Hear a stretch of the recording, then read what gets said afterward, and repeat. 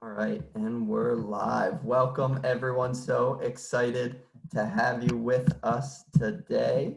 A couple housekeeping items before we do get started. Again, thank you all for attending today's virtual college exploration for all Virginia students, sponsored by Virginia Association of Collegiate Registrars and Admissions Counselors and StriveScan. Again, thanks for joining. A few housekeeping items before we get going.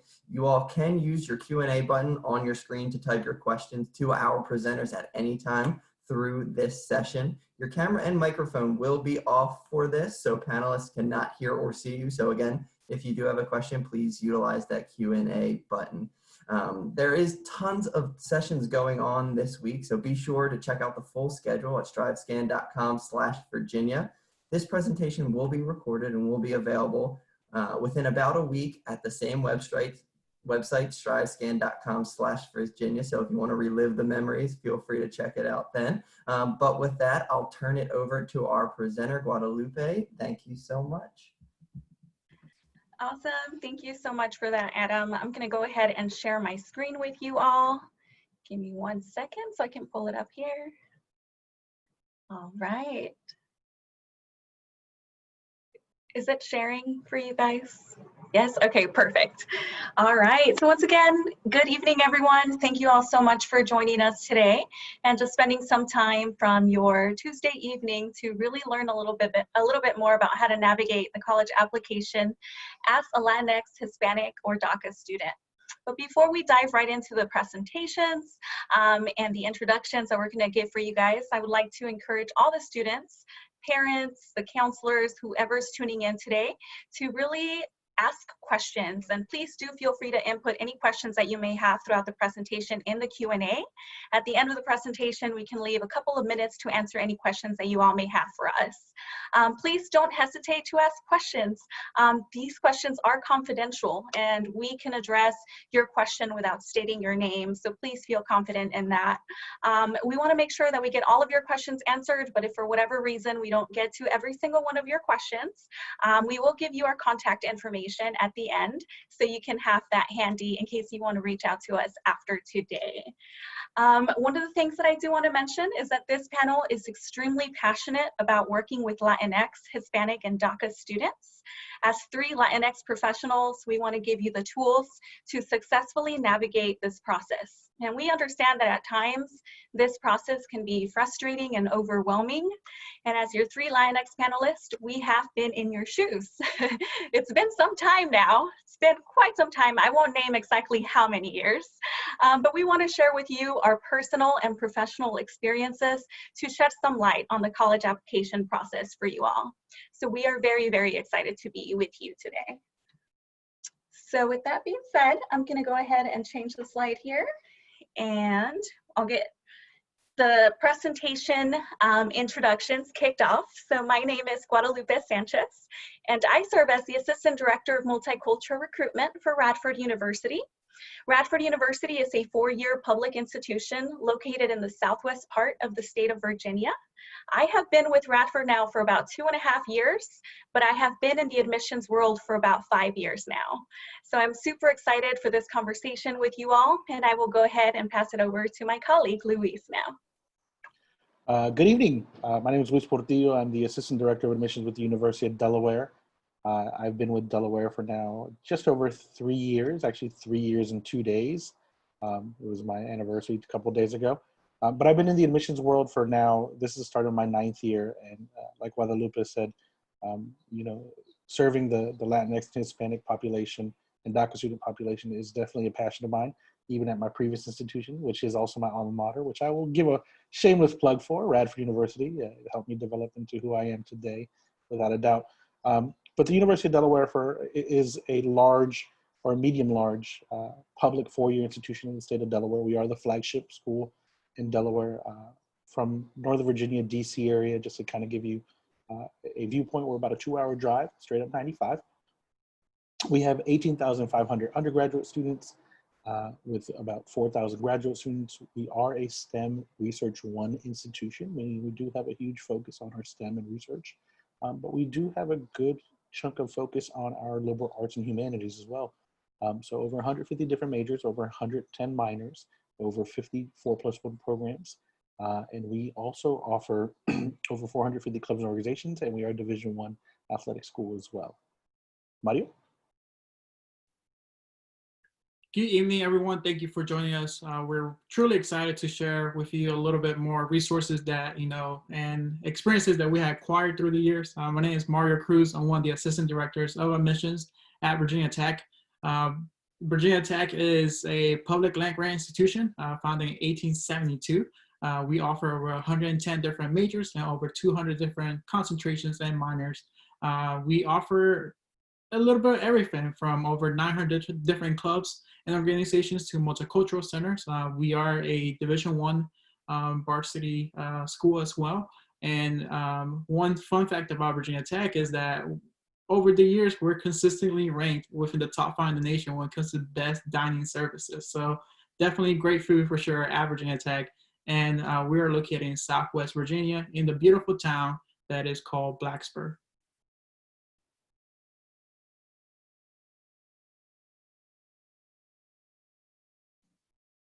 All right, so it looks like I will start to kick off this presentation. So today we're going to be talking about, different things that may come up in the admissions process, in your research process. So, every single school is different, from public to private to 2-year institutions. You want to make sure that, you use all the tools that you have with, where that is, using your high school counselor as a resource, using mentors, you want to make sure that you are able to truly, use all the necessary tools available to you to conduct a research in regards of what school best fits my needs.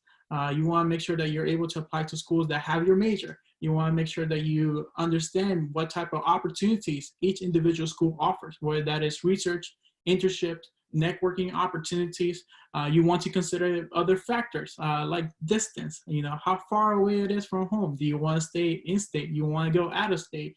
So, one of the great things about the admissions search process is definitely, you are able to be in control in regards of the limited amount of opportunities that are out there for you. Make sure that you're able to also look at other factors such as, financial aid, scholarship opportunities. And today we're going to be talking a little bit more about admissions requirements at 3 different institutions, 2 of them being in-state in the state of Virginia and another one being out of state. So I'm going to pass it along to Guadalupe so she can share a little bit more about Radford University. Awesome. Thank you for that, Mario.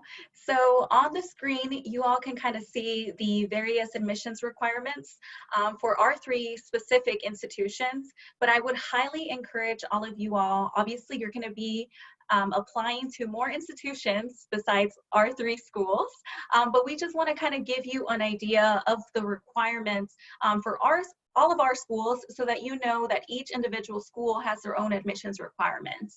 So for Radford University, I can go ahead and just kind of start talking about how to apply. So if you're a senior this year and you're wanting to apply to Radford University, you actually have 2 ways to submit your application. You can either apply directly through our website, and that's radford.edu/apply, or you can submit your application through the Common App. I recommend submitting your application through Common App. If you are applying to multiple schools that are within Common App, it'll just make it easier for you to remember one username and password for all the schools that you're applying to.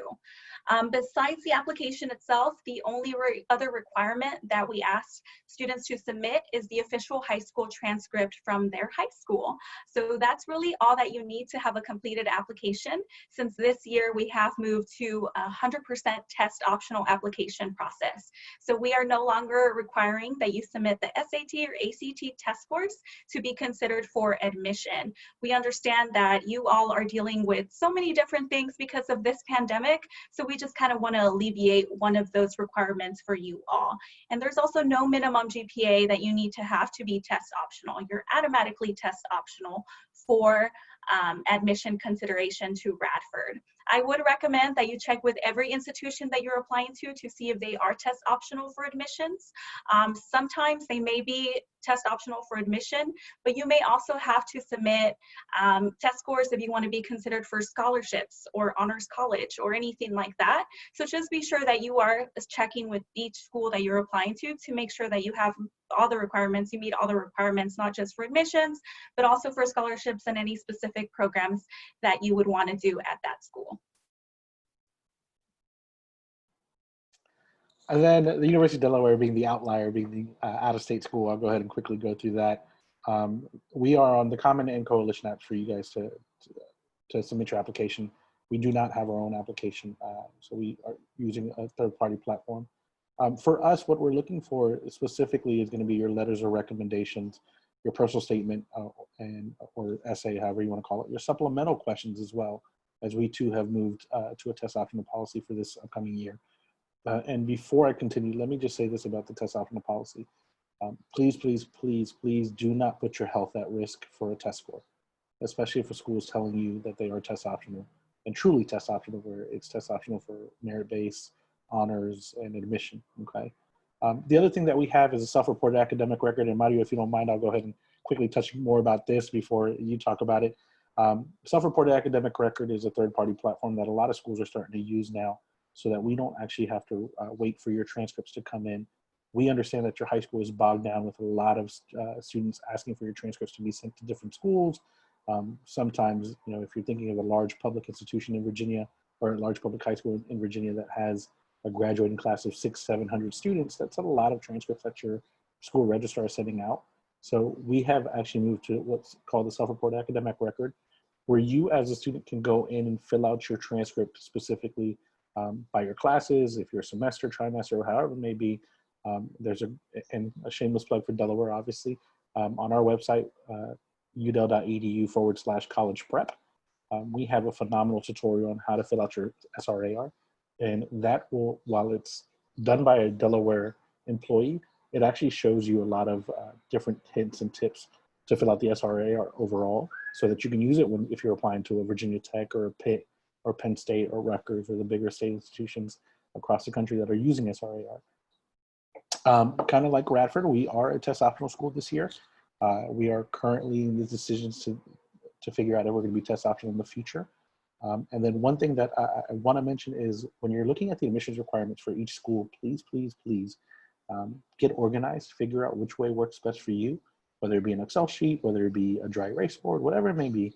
But we all know our culture as Latinos is very, very, you know, pull yourself up by your bootstraps and figure it out, especially if you're first generation. I remember my first generation experience and how my mom was like, you got this, right?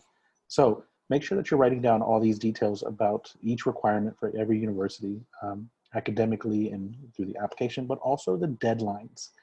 I want to mention the deadlines really quick, and you guys will hear the three of us talk about this throughout, is early action, early decision, regular decision, rolling, whatever that may be. And that terminology, each one of them means something different. I know at Radford, they have an early action deadline. In the past, has been December 1st. Is it still December 1st? It is, yes. I completely forgot to mention that, but it is December 1st. Awesome. See, I still remember my time there. And then at Delaware, we are early action deadline of November 1st.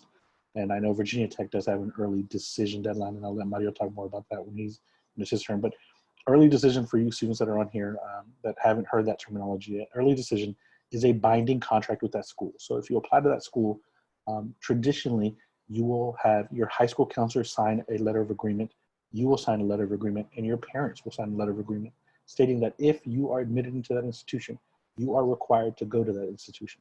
So that's why it's imperative that you only apply to one early decision school. If admitted, you have to withdraw your other applications, okay? That's the ethical portion behind it. So early decision is that commitment to that school, regardless of your financial aid. And in the next couple of slides, I'll be talking more about financial aid. But it'll understand that early decision is a great option for a lot of students, especially if you're interested in one school and one school is that your one dream school, then that's a great option for you. Another option is early action, as you heard me state earlier. Early action, you apply early and you hear back early, but you still get till May 1 to make that decision. So you get a little bit extra time to get your ducks in a row and kind of figure out which is the best fit for you academically, socially, and financially. But you still hear back early, which is really, really cool to know your decision sometimes before, the holiday break, so that you can tell your family when you're around the Christmas tree, and your tios and tias are drinking coquito, lo que sea, right? To make sure that you are enjoying that portion of the holiday as well. And then there's rolling decision and regular decision, which is traditionally later on in the year, and you hear back as it sounds rolling. As, your application comes in and it rolls out within 4 to 8 weeks, depending on the size of the institution of the application pool. But those are just some extra admissions terminologies that I wanted you guys to understand before we moved on. So, Mario? Thank you so much for sharing that. Those are, brand new terms that we hear when we are applying into colleges. So I really appreciate you bringing that up. For Virginia Tech specifically, we are available through the Common App and the Coalition application. If you want to find out more information about our admissions process, definitely visit our website, bt.edu/apply. Similar to UD, we are, as soon as you complete your application, either through the Common App or the Coalition, we will send you a link to complete the self-report academic record, where you will have the opportunity to tell us what classes you had taken, what grades you have received, and if you're choosing to, to report your test scores, you're more than welcome to do so within the self-report academic record. Please do not send us any official transcripts or any official SAT or ACT scores, only because there's cost affiliated with that. So, we want to make sure that we're also saving you a couple bucks here and there, right? Last but not least, what test optional means to us at Virginia Tech is that we're truly test optional. It will not put you at disadvantage or have a negative impact on the application review, on you receiving scholarships to Virginia Tech. So we're truly test optional. But, it's, definitely if you see the word test optional, make sure that you do your research to know what that means, what test optional means for each individual school. Because some schools, it only applies to the admissions process. Other schools, it applies to everything, including honors college, right? And merit-based scholarships. But that may not be the case. So again, research is super important when it comes to, truly having all the necessary information before you make this crucial decision on where you want to spend your next 2 to 4 years, right?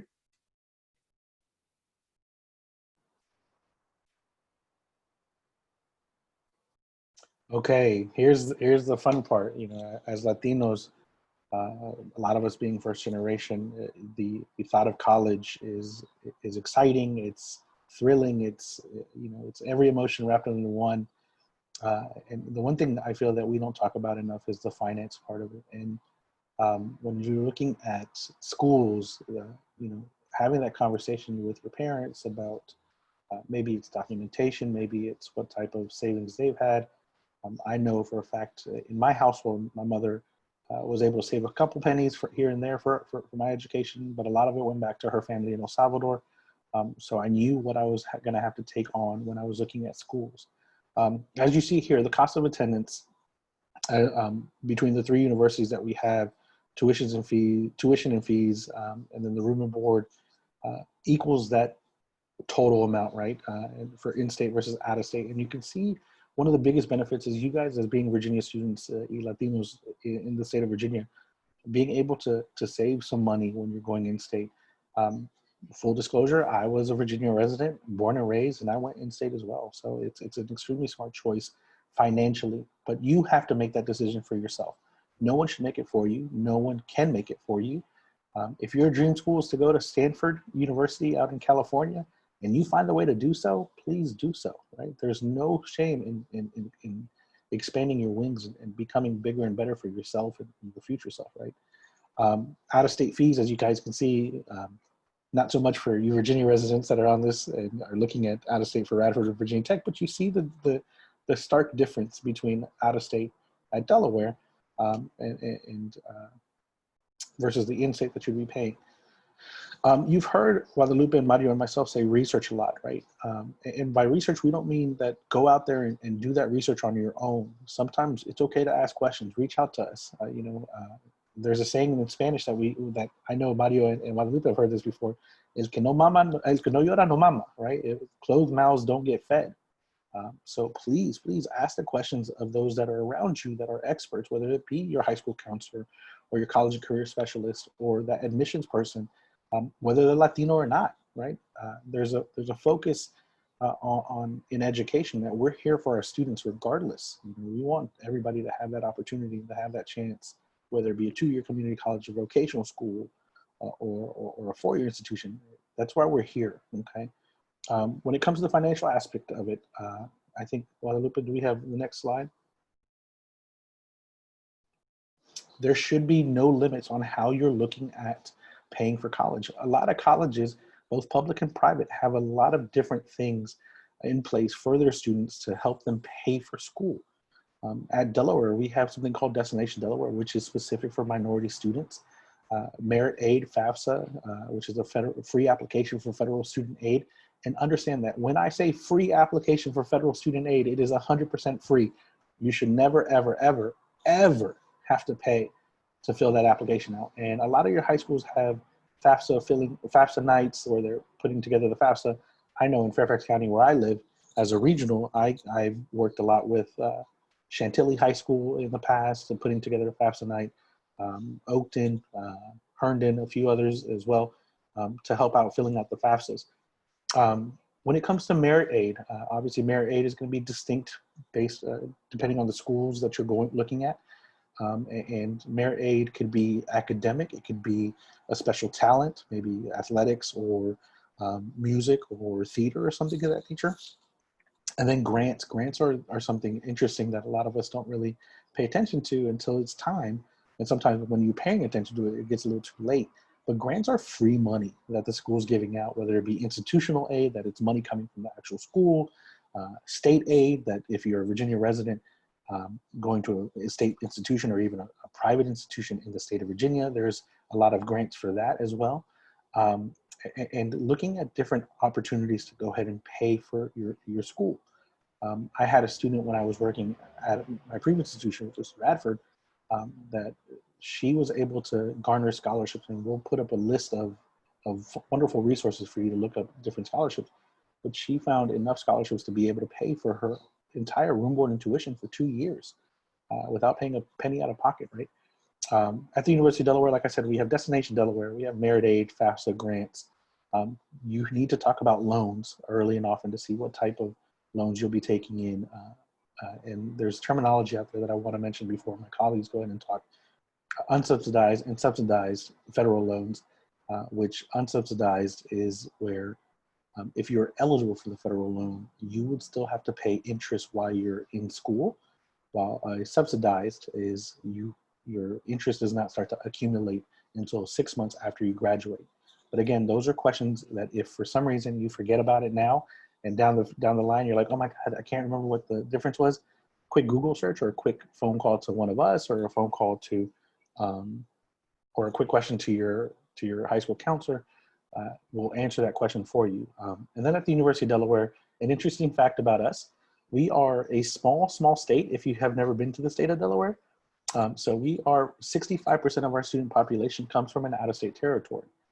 So with that being said, for us to be able to provide 73% of our students some form of financial aid, whether it be merit-based aid, grants, stuff like that. Last year, I believe we gave over $250 million in grants and merit aid and in federal aid to our students. So that'll tell you what kind of role we're playing as an institution in helping our students make college affordable for them. And I'll go ahead and let Guadalupe tell you a little bit more about Radford University and what they're able to do for you. Thank you, Luis. So at Radford University, we really just have two main ways that you can be considered for different types of scholarship opportunities. The primary way is by just submitting your admissions application. So when you submit your admissions application, you're automatically considered for all of our merit-based scholarship opportunities. So there's actually no separate application that you have to submit for that, which is really, really cool. And then the second way to be considered for additional types of financial aid is, like Luis was saying, to submit that FAFSA application. So for us, our priority deadline is January 15th. so I highly encourage you to submit your application before that date. Once you submit that FAFSA application, we can determine how much financial need your family has, and then based off of that need, you can receive additional scholarship opportunities from Radford University. One of the things that we do take a lot of pride in is making sure that students are receiving financial aid to help pay for their education. So last year, 78% of our students received some form of financial aid. We don't want you to end up with a bunch of debt after you graduate, right? 20,000, just over 20,000 is how much it costs to go to Radford for 1 year. And that's still a lot of money. So, you know, you want to try to find different ways to help fund your education, whether that's specific, you know, to the institutional scholarships that you could be awarded, state scholarships and grants, government grants and things like that, but also looking for any outside scholarships that you may qualify for. A lot of school districts have scholarships that you can apply for, so I'd highly recommend going local, looking at your local community and seeing what types of scholarship opportunities may be available for you there. I would definitely recommend doing that. And then applying for national scholarships. In a little bit, we'll share a slide with you all that has kind of a list of all of those different scholarships, different organizations that provide those for students. So definitely keep an eye out for different scholarship opportunities, not just within the university, but outside scholarship opportunities as well.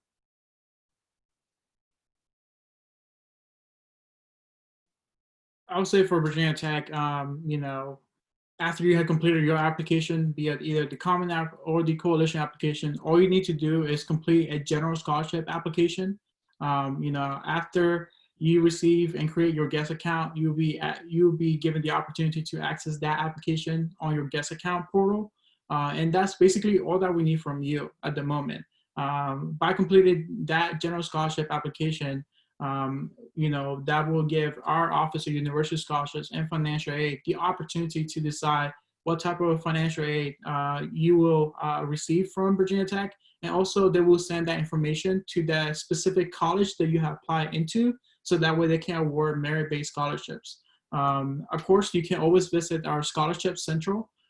So if you just type in Virginia Tech Scholarship Central on Google, for example, you'll be given the opportunity to look for scholarships that we offer to all of our students, depending on you know, what major you're applying into, the college that you're applying to. We do have some you know, regional scholarships as well, like if you're from Nova or you're from like the Tidewater area for those students in state. We also do have some scholarships out of state funded by alumni chapters that we have all over the country. So definitely use those resources if you're thinking of applying Virginia Tech. And, you know, definitely echo what Guadalupe said in regards to there's other scholarship opportunities. Definitely don't be afraid or, you know, shy away from applying for those national scholarships. And I do want to point out that here recently, the Virginia governor and Virginia Senate and Congress have actually passed a new law that any student that can provide proof that they have lived in Virginia or have gone to a Virginia high school are now eligible for in-state room board and tuition, especially for my undocumented and DACA students. I know that's a huge victory. I remember when that came out, and I remember texting Guadalupe and another colleague of ours, Monica. I've been doing things like this with Guadalupe for a long time, and when it came to that situation about speaking of my undocumented students and my DACA students about paying for college, you know, having that factor of applying as an international student, even though you've lived here pretty much your entire life, does give you an opportunity to open up doors, especially in state. And so I highly urge you, especially if you're a Virginia resident and you're a DACA student or an undocumented student, reach out to the public institutions of Virginia. There's 15 of them that you can reach out to and see what their process is for that specific opportunity, because it is an opportunity granted by the governor of Virginia, so it is law. And I know since it happened late May, it'll take some time before the universities try to figure out exactly how they're going to go about that and classify you as a student. But remember, there's something called FERPA, okay? So Guadalupe mentioned earlier that any questions asked during this are completely confidential, and that's the same thing when it goes through the application process. We are not allowed by federal law to distribute any information about a student to anyone but that student or someone that has been designated as someone who can find out information. And FERPA is just an acronym for Federal Education. Oh my God, what is it? ¿Cómo se dice? what is it short for? The Family Educational Rights and Privacy Act. So that's what it's called. So we cannot share your information with anyone, whether you are documented, undocumented, your financial aid status, nothing like that, only to you and people you designate that are able, that can ask those questions for you. So traditionally, if you sign the form that each school has, it'll be for your parents or something of that nature. So please, please do not hesitate or fear to reach out because of our political climate. We are here for you. We're here to support you. And not just at our 3 institutions. I can name you a bunch of colleagues across the country that are right there with you and helping you at the next steps. So. Awesome. Yes, thank you, Luis. All right, so this is the slide that I get to talk to you all about, finding the perfect college fit for you guys. So with this slide, really what I want to do is just share some words of advice, some words of wisdom with you all when it comes to finding that perfect college fit for you. There are currently about 4,000 different colleges and universities across the United States. So you have quite a bit of options. So I think it's important for students to really remember that you are interviewing the schools just as much as the schools are reviewing your application for admission, because colleges and universities are not one size fits all. So you really kind of have to do some digging to see where you can see yourself for at least, you know, the next 4 years of your life, if you do choose to attend a 4-year institution after high school. But before you start worrying about all of these different options and all the schools across the US, 4,000 schools you can choose from, I really encourage all of you guys to start thinking about what is important to you. So what is it that you want out of your college experience? And that's really going to help you narrow down when you're looking at college. It's going to help you narrow down that huge 4,000 colleges and universities number to maybe 100, and then you'll narrow it down a little bit more to maybe 1,000 schools, and then finally you'll narrow it down to that one perfect fit for you. Really before COVID, the number one way that students were able to really see what was going to be the perfect college for them or get a sense of what it's like to be a student was by visiting colleges, right? That's really how you can really take a look into the university and the community there. But obviously right now with the pandemic, it's kind of hard for students to really go out and visit all of the institutions. So one of the things that you can do is actually go onto all of the schools that you're interested, go on their website, and all of them have also transitioned to the virtual world. So you can find them doing virtual events, maybe virtual open houses, info sessions, and virtual tours that you can do from the comfort of your own home. Obviously, it's never going to replace the actual visit in person, but it'll give you a sense, you know, of what it's like to be a student there and maybe learn a little bit more about their community. So I would highly encourage you guys to really just do your research and think about the things that are going to be important to you when choosing a college. So how do you know what things to look for? So we kind of already talked to you all a little bit about the admissions requirements and financial aid information, affordability. So I'm going to dive into those a little bit more, but overall, I just want to give you 4 key things to think about when choosing a college. So the first thing that you do want to think about is that academic fit. Do they have the program that you want to do, right? Your major. Do they have it? If they do, great. If they don't, then that's obviously going to narrow down the list of schools that only offer your program. Maybe you're undecided of your major, and that's also completely okay. You can look for schools that encourage students to come in as undecided. We at Radford do that. We have a full Center for Major Exploration. So if you come in as undecided, we have an advisor that will work with you to help you figure out different career tracks and eventually help you find a major that suits you. So I would encourage you, whether you're coming in as undecided or you already know exactly what you want to do, think of different ways that the university is going to help you grow as a young professional. So whether that's connecting with specific faculty members, maybe you'll have opportunities to do research, presentations, or other types of hands-on learning experiences. Those will all play a key role in finding that perfect academic fit for you when looking for colleges. Luis talked a lot about financial aid, cost of attendance, and what that really means also for specifically for Latinx students. So I won't talk too much about affordability, but I really do think it's important to just reiterate that affordability can play a huge factor in your decision on where to go to school. Because like I said earlier, you don't want to graduate with a bunch of debt. We don't want to do that to you all. So you want to make sure that you can go to a school that you can afford to pay after you factor in the amount of financial aid that you're going to receive. So the financial fit is really a huge component of finding that perfect college for you. And the third thing you want to consider is the physical fit. And Mario kind of mentioned this a little bit in the beginning of the presentation, but yes, the physical fit does include the location of the institution. So you want the university to be in a city, a town, maybe you want it to be in a rural area so you have no distractions. Remember that these are going to be the next 4 years of your life, right? So you want to choose a place that feels comfortable to you. Distance away from home can also play a big factor. Do you want to, be just a drive away from home, maybe a whole plane flight away from home? These are things to consider when choosing your college as well. And the other part of the physical fit is the size of the school. You kind of want to compare it to your high school. Is the university that you're looking at big enough where you feel like you're going to be anonymous? Or is it small enough, that feels so intimate and personal to you? Or maybe it's a mid-sized school, kind of like Radford, not too big, not too small. What are the average class sizes, right, at these schools? 20 to 25 students, similar to your high school experience? Or do they have really large lecture halls with over 100 students where, you'll need binoculars to see the professor teaching? So you want to kind of keep some of those things in mind when you're looking at your college. And lastly, the thing that I highly encourage students, specifically my Latinx, Hispanic, and DACA students, is to consider the campus culture when looking at different universities to attend.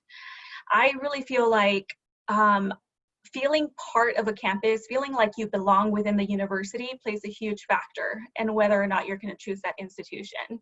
I think it's important for students to find a campus where they do feel like they're part of the overall campus community.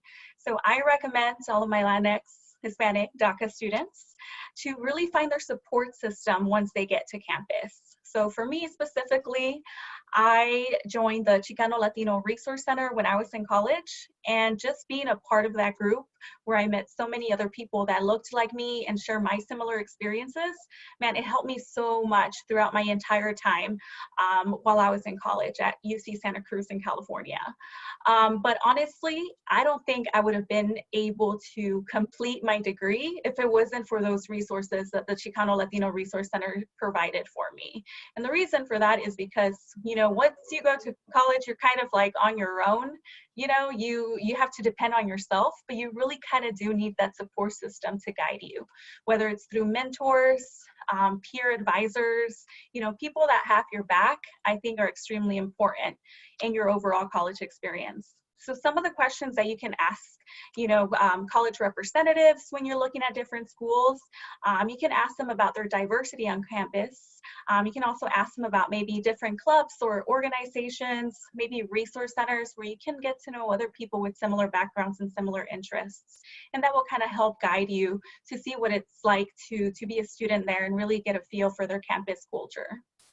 So obviously shopping for universities is a daunting experience, but just like shopping for anything really with a high sticker price can be a little bit overwhelming, just like when I was shopping for my car a couple of years ago. But honestly, once you know what you want, it gets easier. So college, honestly, the way that I see it, it's the perfect opportunity to be in a place where you're going to grow as a young professional. You're going to get to connect with so many other students. And last but not least, you're going to learn to be a leader, not just in your community, but a leader all around the world. And we need more Latinx, Hispanic, and DACA leaders in the United States. So I'm super excited for you guys. I'm super excited that you're about to embark on this journey of the college application process. So please feel free to connect with us with any questions that you all may have. And with that being said, we want to share with you all a couple of different resources that are available to you. These are some resources that we have found that have been helpful to students that we've spoken to in the past that are specific Latinx, DACA, undocumented students. One of the ones that I want to highlight are the DACA Scholars and then Dreamers Roadmap. So those are two apps that you can download on your phone, and they're really, really cool because you can scroll through the different opportunities that you may be considered for, you may qualify for just with your phone. It's super easy. Doesn't get any easier than that. So definitely check these out. Feel free to take a screenshot of this, but the presentation will also be available for you afterwards. So yeah, you can do whatever is most convenient to you there. All right, so it's 8:40. We have about 5 minutes. If anybody wants to ask any questions, you can still put them down in the Q&A, but this is also our contact information. So just kind of like I mentioned earlier in the presentation, use this as a resource. Please do connect with us. We love to hear from our students. Specifically, I think we might be a little biased, but we do love our Latinx Hispanic students because, you know, we have a special place in our hearts for you guys. So definitely reach out to us with any questions. Contact us, email us. We want to hear from you, even if it's not specific to our institutions and you just need someone to kind of guide you in the right direction, you can reach out to us. So I will go ahead and pass it over to my colleagues in case they want to add some final thoughts. I will say two things or more importantly, one thing to my students that are on here, either watching later or listening now. Remember, where you go is not who you'll be. Okay. I remember telling Mario and Guadalupe when we were talking about this presentation a couple of weeks ago, how when I was in high school in Northern Virginia, in an area that it's driven that, oh, you've got to go to a specific school to be successful, etc. I had this mindset in my head that I had to go to these big ESPN schools, is what I call them, right? Schools that are on ESPN every Tuesday, Thursday for basketball or Saturdays for football, whatever it may be. But in reality, you know, why I say where you go is not who you be is because college really is there to help you develop as an academic, but it's also there to help you develop, like Guadalupe said, into a better person, into a better leader. And now more than ever, especially with our political climate, we need more Latinx leaders to be a voice for the rest of us and to continue fighting for our equality as we continue fighting for the equalities of our Black and brown brothers and sisters. So just remember, where you go is not who you'll be. If you start at a 2-year institution, like a community college, that is perfectly fine too. I promise you, if you were to transfer from a 2-year institution to a 4-year institution, your degree from that 4-year institution is not going to say, you know, graduated from, let's say, Virginia Tech through J.R. Sargent Reynolds Community College or Nova Community College, right? It's going to say Virginia Tech on it. Actually, it's probably going to say Virginia Polytechnical Institute of Technology. But Mario's laughing because that's the full name, right? But it's one of those things that it does not degrade your degree at all to look at a community college route, so much so that you can actually save some money that way too. And Guadalupe and I and Mario, we're going to introduce you to her soon now that you're a regional in Northern Virginia with us. Monica Gomez, who does a phenomenal job at working with Latinx and Hispanic and DACA students in the Northern Virginia area to look at the community college route and those opportunities that they have for you as well. So like Guadalupe said, please don't hesitate to reach out. As you guys can tell, I talk a lot. And when I'm on the road and traveling and recruiting, I always talk to my colleagues from other colleges and universities to find out what they're doing for their student population. So whether it may not be for my institution, I can always connect you with someone at another institution that can help you and guide you and be that role model or that mentor for you as you go through this process. Thank you. Actually, just going at it, we have like less than 2 minutes left. I just want to say, you know, just be patient with the process, you know, be mindful, do your homework, right? You want to be as prepared as possible before you make this life decision, life-changing decision, right? So, you know, just be patient as you complete the essays, you know, read everything because your name is attached to everything, right? So you want to make sure that you put in the most accurate responses, but also put in your best work forward when you're applying to these different colleges. And, you know, life is a journey. So, you know, if things happen for a reason. So definitely, you know, don't overwork yourself or, you know, don't put a lot of pressure on you. Things are going to happen. You're going to go to college and you're going to be successful.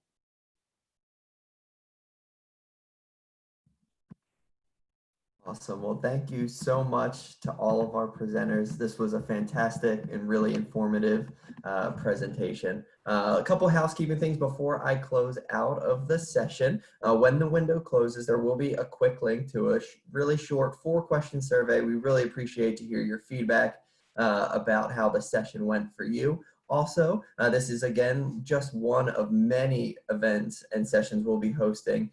So feel free to check out the schedule for additional sessions at strivescan.com/Virginia. And again, this will be up for your viewing pleasure in about a week. So again, thank you so much for taking the time out of your day. To the presenters, thank you all for the attendees as well. Hope you all have a wonderful night and a great school year. Thanks so much.